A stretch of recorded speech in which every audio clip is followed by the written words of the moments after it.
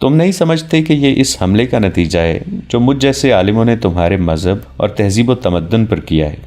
میرے دوست، یہ حملے جاری رہیں گے۔ میں پیشن گوئی کر سکتا ہوں کہ ایک روز اسلام اس دنیا میں نہیں ہوگا۔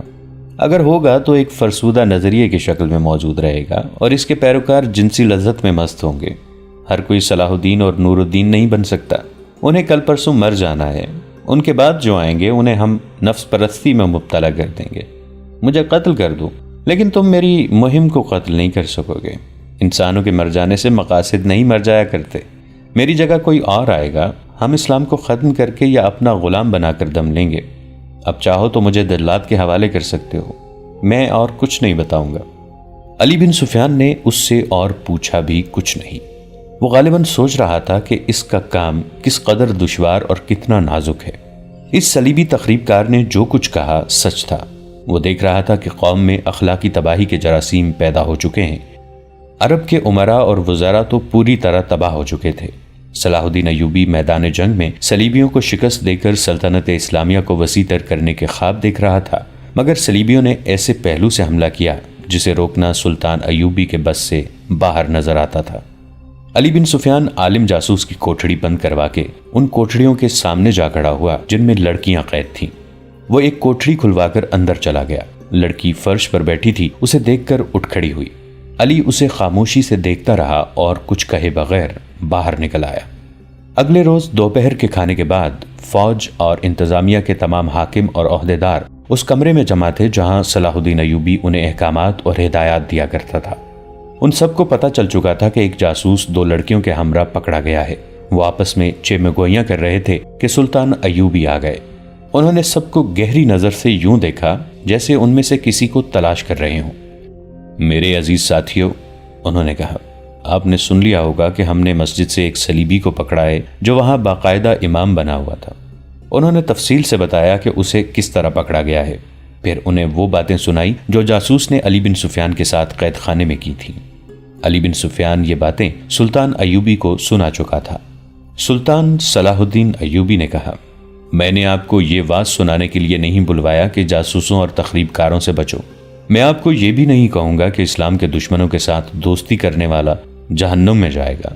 میں صرف یہ کہوں گا کہ کفار کے ساتھ دوستی کرنے والے کے لیے میں یہ دنیا جہنم بنا دوں گا۔ میں اب کسی غدار کو سزائے موت نہیں دوں گا۔ موت نجات کا ذریعہ ہے۔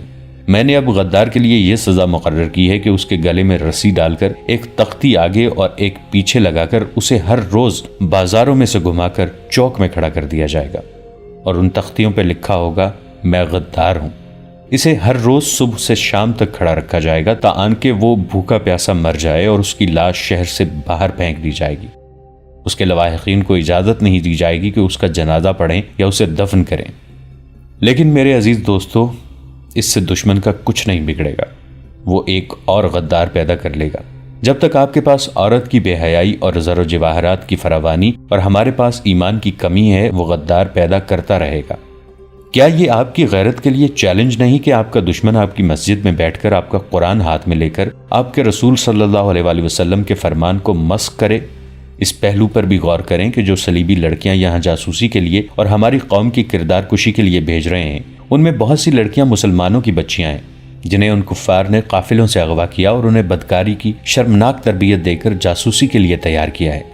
فلسطین کفار کے قبضے میں ہے۔ وہاں مسلمانوں پر جو ظلم و تشدد ہو رہا ہے وہ مختصراً یہ ہے کہ صلیبی ان کے گھروں کو لوٹتے رہتے ہیں۔ وہ فریاد کرتے ہیں تو قید خانوں میں ڈال دیا جاتا ہے۔ ان کی کم سن بچیوں کو غائب کر دیا جاتا ہے۔ ان میں جو غیر معمولی طور پر خوبصورت ہوتی ہیں ان کے ذہنوں سے مذہب اور قومیت نکال دی جاتی ہے اور انہیں بے حیائی کی تربیت دے کر مردوں کو انگلیوں پر نچانا سکھایا جاتا ہے۔ انہیں مسلمانوں کے علاقے میں جاسوسی اور تخریب کاری کے لیے بھیج دیا جاتا ہے۔ اس گروہ میں ان کی اپنی لڑکیاں بھی ہوتی ہیں۔ اس میں تو شرم و حیا اور عصمت کی کوئی قدر ہی نہیں۔ وہ مسلمان بچیوں کو بھی بدی کے لیے استعمال کرتے ہیں۔ انہوں نے جب فلسطین پر قبضہ کیا تو وہاں سب سے بڑا جو انقلاب لائے وہ یہ تھا کہ انہوں نے مسلمانوں کے لیے جینا حرام کر دیا۔ ان کا قتل عام کیا، ان کے گھروں کو لوٹ لیا، مسجدوں کو استبلوں اور گرجوں میں بدل دیا، مسلمان بچیوں کو اغوا کر کے انہیں قہبہ خانوں میں بٹھا دیا۔ جو خوبصورت نکلی انہیں تخریب کاری اور بدکاری کی تربیت دے کر ہمارے امیروں اور وزیروں کے حرموں میں داخل کر دیا اور انہیں ہمارے خلاف بھی استعمال کیا۔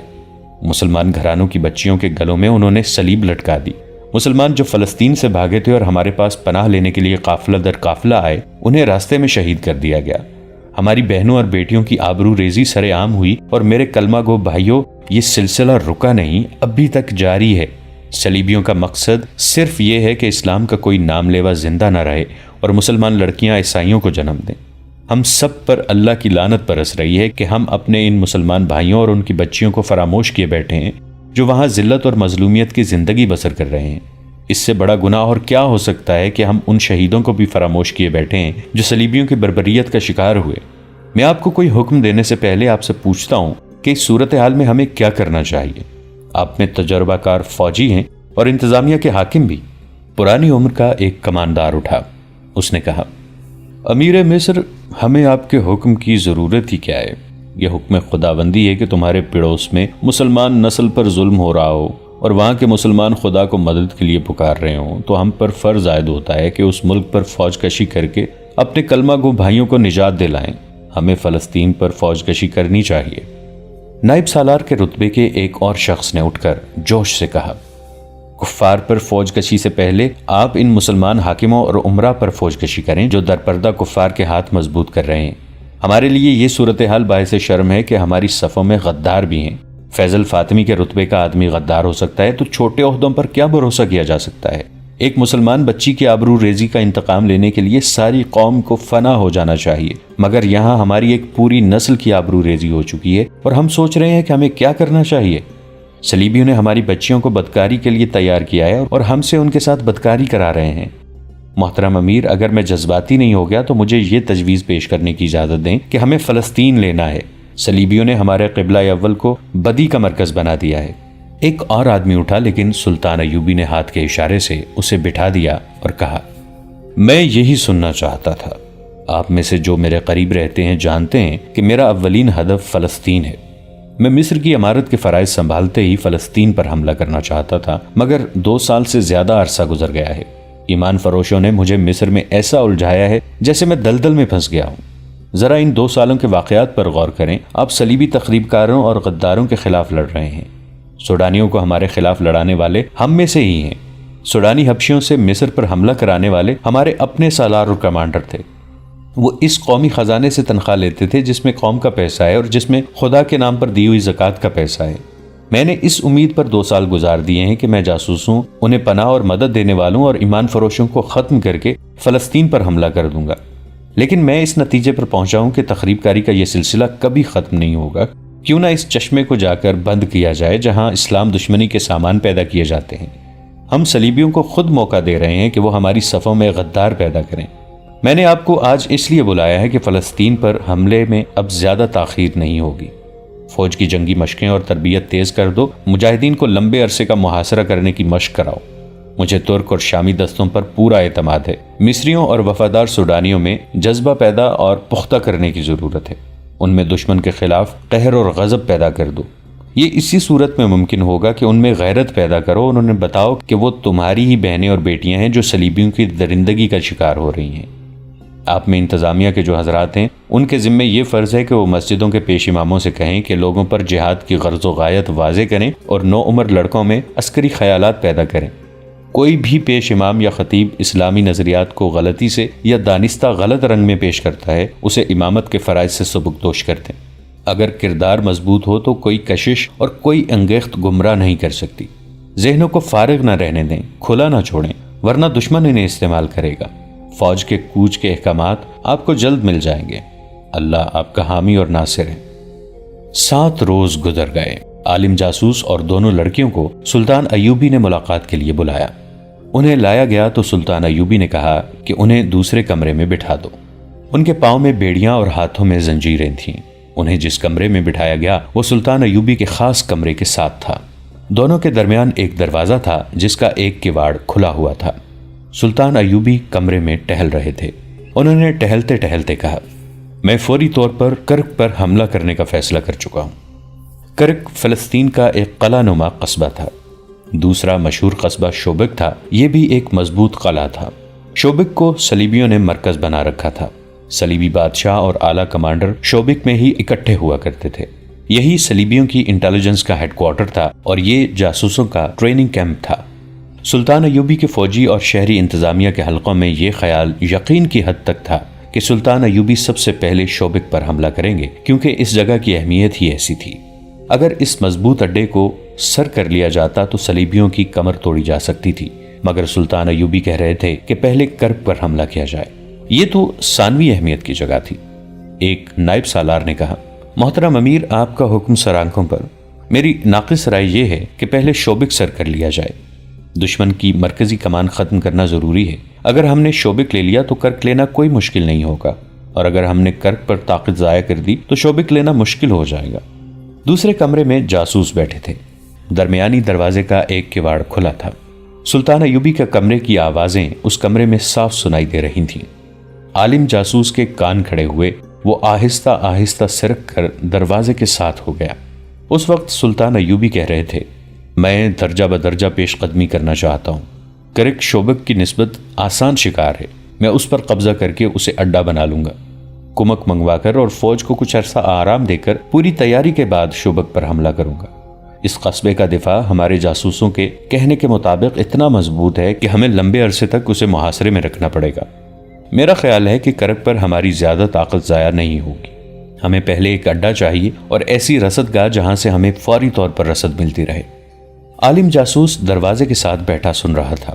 دونوں لڑکیاں بھی اس کے پاس آ بیٹھی۔ علی بن سفیان نے بھی دھیان نہ دیا کہ ایسی راز کی باتیں جاسوسوں کے کانوں میں پہنچ رہی ہیں۔ ہو سکتا ہے سلطان ایوبی اور علی بن سفیان نے اس لیے احتیاط نہ کی ہو کہ ان جاسوسوں کو شوبک واپس توڑے ہی جانا تھا۔ انہیں تو ساری عمر قید میں گزارنا تھی یا جلاد کے ہاتھوں مرنا تھا۔ عالم جاسوس نے لڑکیوں سے سرگوشی میں کہا، کاش ہم میں سے کوئی ایک یہاں سے نکل سکے اور صلاح الدین ایوبی کے اس ارادے کی اطلاع شوبک اور کرک تک پہنچا دے۔ یہ کتنا قیمتی راز ہے۔ اگر پہلے ہی وہاں پہنچا دیا جائے تو مسلمانوں کی فوج کو کرک کے راستے میں ہی لڑائی میں الجھا کر اس کی طاقت ختم کی جا سکتی ہے۔ ان کا حملہ کرک سے دور ہی پسپائی میں بدلا جا سکتا ہے۔ ہمیں مکمل رازداری کی ضرورت ہے، سلطان ایوبی نے اپنے کمرے میں ٹہلتے ہوئے کہا۔ اگر صلیبیوں کو ہمارے حملے کی خبر قبل از وقت ہو گئی تو ہم کرک تک نہیں پہنچ سکیں گے، وہ ہمیں راستے میں روک لیں گے۔ ہمارے لیے خطرہ یہ ہے کہ صلیبیوں کے مقابلے میں ہماری فوج بہت کم ہے۔ صلیبیوں کی نفری زیادہ ہونے کے علاوہ ان کے گھوڑے اور ہتھیار ہم سے بہتر ہیں۔ ان کے خود لوہے کے ہیں اور وہ ذرا بختر بھی پہنتے ہیں۔ اس سے ہمارے تیر انداز بیکار ثابت ہوئے ہیں۔ میں چاہتا ہوں کہ صلیبیوں کو بے خبری میں ڈالوں تاکہ انہیں کھلے میدان میں لڑنے کا موقع نہ ملے۔ اگر وہ کھلے میدان میں لڑے تو ہمارے عقب میں آ کر وہ ہماری رسد کا نظام روک دیں گے۔ اس کا نتیجہ پسپائی اور شکست کے سوا اور کچھ نہیں ہوگا۔ میں وہ راستہ اختیار کروں گا جو جاریب کے ٹیلوں میں سے گزرتا ہے۔ یہ بڑا وسیع اور ریز علاقہ ہے۔ مجھے خطرہ صرف یہ نظر آ رہا ہے کہ صلیبی راستے میں آ کر لڑے تو ہمیں شکست کے لیے تیار رہنا چاہیے۔ اس کا علاج یہ ہے کہ فوج کو 3-4 حصوں میں تقسیم کر کے صرف رات کے وقت کوچ کرایا جائے، دن کے وقت کوئی حرکت نہ کی جائے۔ علی بن سفیان نے کہا، راستے میں کوئی بھی اجنبی آدمی یا قافلہ نظر آئے اسے روک لیا جائے اور کرک تک پہنچنے تک اسے اپنے ساتھ رکھا جائے۔ جاسوسی کے خلاف یہی اقدام کارگر ہو سکتا ہے۔ اس وقت جب عالم جاسوس اور 2 لڑکیاں سلطان ایوبی کی زبان سے اس قدر نازک اور اہم منصوبہ سن رہی تھیں، شوبک کے قلعے میں صلیبیوں کی اہم شخصیتوں اور کمانڈروں کی کانفرنس بیٹھی ہوئی تھی۔ وہ لوگ پریشان سے تھے۔ ان میں حاتم الاکبر نام کا ایک مصری مسلمان بھی بیٹھا تھا۔ وہ انہیں یہ خبریں تفصیل سے سنا چکا تھا کہ خلیفہ العاضد معزولی کے بعد مر چکا ہے۔ مصر اب بغداد کے خلیفہ کے تحت آ گیا ہے۔ صلیبیوں کا وفادار مسلمان نائب سالار رجب پر اسرار طریقے سے مارا جا چکا ہے۔ وہ جن 3 لڑکیوں کو شوبک سے لے گیا تھا وہ ماری جا چکی ہیں، اور صلیبیوں کا ایک اور وفادار مسلمان فوجی حاکم فیضل فاطمی بھی جلاد کے ہاتھوں مروا دیا گیا ہے۔ اب حاتم الاکبر نے انہیں یہ خبر سنائی کہ جس عالم جاسوس کو 2 لڑکیوں کے ساتھ قاہرہ بھیجا گیا تھا وہ عین اس وقت لڑکیوں سمیت گرفتار ہو گیا جب اس کا مشن کامیاب ہو رہا تھا۔ یہ ثبوت ہے کہ سلطان صلاح الدین ایوبی کا سراغ رسانی کا نظام بہت ہوشیار ہے، کونارڈ نے کہا۔ کونارڈ صلیبیوں کا مشہور حکمران اور فوجی کمانڈر تھا۔ اس نے کہا، ان لڑکیوں کو وہاں سے آزاد کرانا ممکن نہیں، نہایت اچھی لڑکیاں ضائع ہوتی جا رہی ہیں۔ صلیب کی خاطر ہمیں یہ قربانی دینی پڑے گی۔ صلیبیوں کے ایک اور بادشاہ اور فوجی کمانڈر گے آف لوزنیان نے کہا، ہمیں بھی مرنا ہے۔ ہمارے جو آدمی پکڑے گئے ہیں انہیں بھول جاؤ، ان کی جگہ اور آدمی بھیجو۔ یہ 2 لڑکیاں کہاں سے آئی تھیں؟ اس نے پوچھا۔ اور وہ 3 لڑکیاں کون تھیں جو رجب کے ساتھ ماری گئی تھیں؟ ان میں 2 عیسائی تھیں۔ ان کے انٹیلیجنس کے سربراہ نے جواب دیا۔ دونوں اطالوی تھیں اور 3 مسلمان تھیں۔ انہیں بچپن میں اڑایا گیا تھا۔ بہت خوبصورت تھیں۔ جوانی تک انہیں یاد نہیں رہا تھا کہ وہ مسلمان تھیں۔ ہم نے انہیں بچپن میں ہی اس فن کی تربیت دینی شروع کر دی تھی۔ یہ شک نہیں کیا جا سکتا کہ انہیں چونکہ معلوم تھا کہ وہ مسلمان ہیں، اس لیے انہوں نے ہمیں دھوکہ دیا۔ مسلمان تھیں تو کیا؟ کونارڈ نے کہا اور حاتم الاکبر کی طرف اشارہ کر کے کہا، ہمارا پیارا دوست حاتم بھی تو مسلمان ہے، کیا اسے اپنے مذہب کا پاس نہیں؟ اس نے شراب کا گلاس حاتم کے ہاتھ میں دے کر کہا، حاتم جانتا ہے کہ صلاح الدین ایوبی مصر کو غلامی کی زنجیروں میں جکڑنا چاہتا ہے اور وہ اسلام کے نام پر کھیل رہا ہے۔ ہم مصر کو آزاد کرانا چاہتے ہیں۔ اس کا طریقہ یہی ہے کہ صلاح الدین ایوبی کو مصر میں چین سے بیٹھنے نہ دیا جائے۔ حاتم الاکبر صلیبیوں کی شراب میں بدمست اس کی تائید میں سر ہلا رہا تھا۔ اس نے کہا، میں اب وہاں ایسا انتظام کروں گا کہ آپ کا کوئی آدمی وہاں پکڑا نہیں جا سکے گا۔ اگر ہم مصر میں یہ زمین دوز گڑبڑ جاری نہ رکھتے تو صلاح الدین ہم پر کب کا حملہ کر چکا ہوتا۔ ایک صلیبی کمانڈر نے کہا، یہ ہماری کامیابی ہے کہ ہم اس کی طاقت اس کے اپنے آدمیوں پر ضائع کر رہے ہیں۔ کیا اس کے اور علی بن سفیان کے خاتمے کا ابھی کوئی انتظام نہیں ہوا؟ کونارڈ نے پوچھا۔ کئی بار ہو چکا ہے، انٹیلیجنس کے سربراہ نے کہا، لیکن کامیابی نہیں ہوئی۔ ناکامی کی وجہ یہ ہے کہ دونوں پتھر قسم کے انسان ہیں، نہ وہ شراب پیتے ہیں نہ عورت کو پسند کرتے ہیں، اس لیے نہ انہیں شراب میں کچھ دیا جا سکتا ہے نہ عورت کے ہاتھوں مروایا جا سکتا ہے۔ اب کامیابی کی توقع ہے۔ ایوبی کے باڈی گارڈز میں 4 آدمی فدائی ہیں، انہیں میں نے بڑی چابک دستی سے وہاں تک پہنچا دیا ہے۔ جب بھی موقع ملا دونوں کو یا ایک کو ختم کر دیں گے۔ کیا ہمارے ہاں ایوبی کے بھیجے ہوئے جاسوس ہیں؟ گیوف لوزنیان نے کہا۔ یقیناً ہیں، انٹیلیجنس کے سربراہ نے جواب دیا۔